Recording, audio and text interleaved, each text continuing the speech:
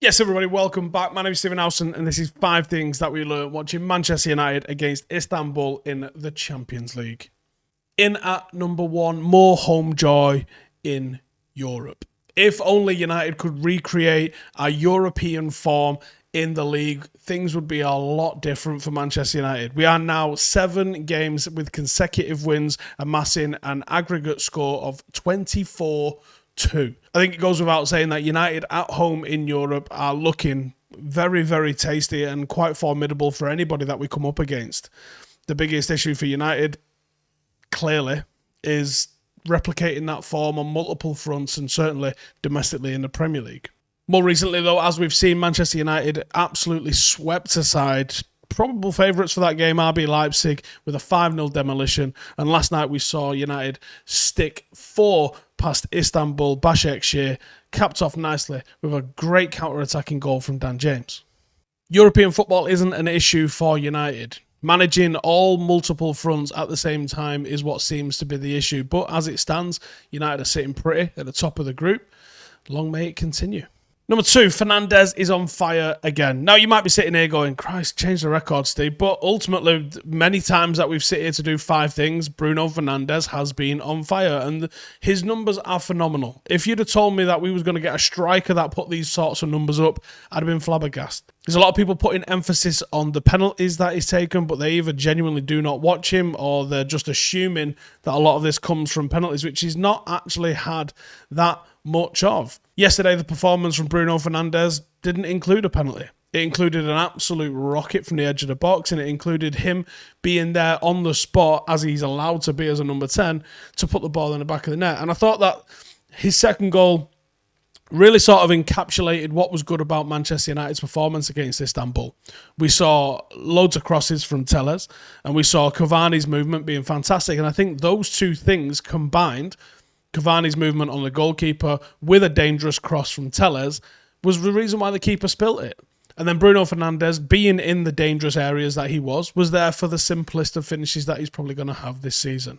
But it's all those 3 factors combined which is what makes teams win and what makes team sports better than individual sports. And that's why we saw Bruno Fernandes doing what he did with the simplest of finishes.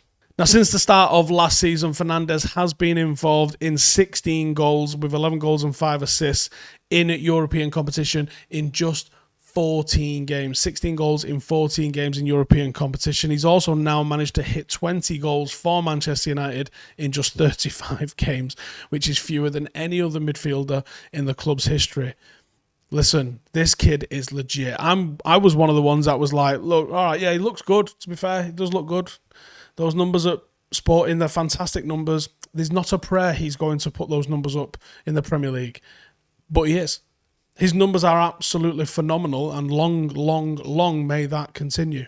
Number 3, United's defence still unconvincing. Now, the defence is allowed to be unconvincing if you score 4 goals. That's fine.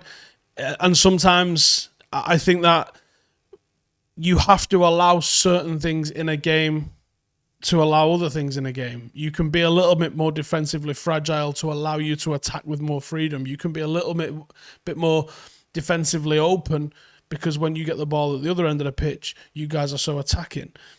That wasn't necessarily the case against Istanbul yesterday, but I don't think it sets a good precedent, and I do think it's worth talking about. We allowed 9 chances for Istanbul. Demba Ba looked like one of the best forwards in the world against Manchester United yesterday, and if it wasn't for pretty ordinary finishing, albeit from Demba Ba, this could have been a very different story. Once they scored, if they'd have got another, now it starts to look a bit tasty. Now it starts to look a bit iffy. And before you know it, that could have been from 3-1 up. It could have been 3-3 and United could have been staring down the abyss. Ultimately, 4-1 was the final score and United was good value for that. But you can't just say Istanbul didn't create chances and United didn't allow them chances, because they did.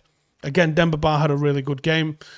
But you've got to be able to shut players down like that. Ultimately, he's a pretty ordinary centre-forward, certainly at the age that he is now. He shouldn't really be considered that much of a handful for anyone, but that's what he was. They have got a couple of decent players, Istanbul. They're not in the Champions League for nothing, but they should be able to be dealt with comfortably, certainly at home. Now, we saw David De Gea pull off some good saves. We saw him probably need to do a little bit better with some of the stuff that he did. Maybe it was because we didn't have a fully defensively minded player in Van der Beek and Fred, the way we would normally have with either a Matic maybe or a McTominay playing there. Maybe that's how a lot of Reds would be like, all right with us going forward that way, where we go, do you know what? Yeah, maybe I'd rather us be a little bit more on the front foot, and if we can see chances at the back, then we can see chances at the back. But considering that Wan-Bissaka didn't really contribute anything to the attack, the rest of the defence should have been there to hold, but we allowed a lot of chances. It's certainly something to keep an eye on. Number 4, Donny takes his chance. Donny van der Beek has been much, what's the word I'm looking for here? Demanded. A lot of people wanted to see more Donny van der Beek. I myself thought this was a good game to bring him in. I think the title of one of the videos at the weekend is "We need to see Van der Beek." I think it was Cavani and Van der Beek, actually, I'd said. But the reason for that was sound.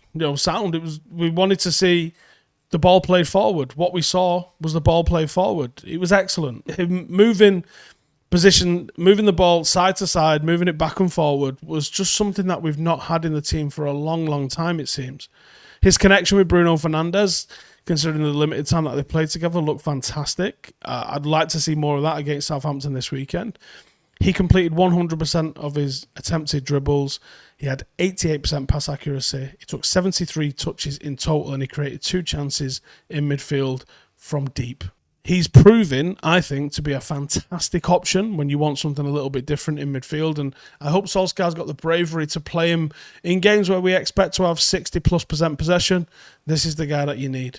This is the guy that you're going to need to try and open things up from deep, to move it from back to forward very quickly. When we're looking to break a team down, it's got to be Van der Beek in the mixer. I don't know if it was because Carrick was on the bench, or I saw a lot of Carrick in that performance last night. No, I mean, this isn't down to Carrick's coaching, I don't think, at least, because Van der Beek arrived on the plane with that already in his suitcase. I don't necessarily think this is a Michael Carrick masterclass in any stretch of the imagination, but I do think he's doing the sort of role that we've seen Michael Carrick sort of perform for a team, and I think United were at the best when we had a player doing that.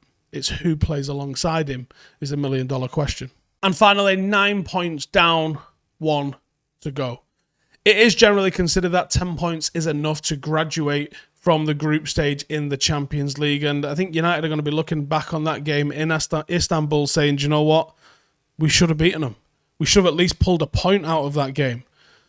If we had, we would have already been in the hat by now, and the gap between United and second place arguably could be 6 points at the moment.